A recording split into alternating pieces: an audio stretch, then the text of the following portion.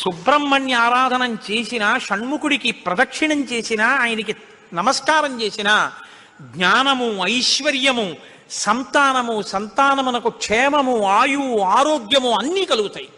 అంత శక్తివంతమైనటువంటి సర్గ ఈ షణ్ముఖోత్పత్తి సర్గ. ఈ షణ్ముఖోత్పత్తి గురించి చెప్పిన తర్వాత, అందుకే షణ్ముఖుడికి ఉన్న గొప్పతనం ఏమిటో తెలుసా అండి? ఆయనకి ఒక గొప్ప విజయాన్ని సాధించాడు షణ్ముఖుడు ఒక్కడే. శైవ వైష్ణవాలు రెండూ కూడా వియ్యవందేట్టు చేశాడు. శ్రీవల్లి, దేవసేన ఇద్దరు శ్రీ మహావిష్ణువు యొక్క కుమార్తెలు. ఆయన మేనల్లుడు కదండి, మరి ఏదో పండగ సెలవులకు ఇంటికి వచ్చాడు. ఇంటికి వస్తే లక్ష్మీదేవి ఆయన్ని చూసి అందిట, మురుగన్ అంది. మురుగన్ అంటే మేనల్లుడు అని. మరుమగన్ అన్నట్టు విష్ణువు. మరుమగన్ అంటే చాలా అందగాడు అన్నట్టు. ఇద్దరు అలా అనుకోవడం ఎందుకో తెలుసా అండి? మన పిల్లలకు బాగుంటాడు. వల్లి దేవ